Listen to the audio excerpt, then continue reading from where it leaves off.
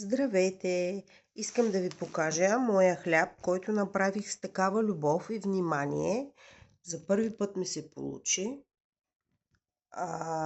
Има така лъскав вид. Успях да направя точно заливката в точния момент, точно преди да се изпече тутманика, хляба.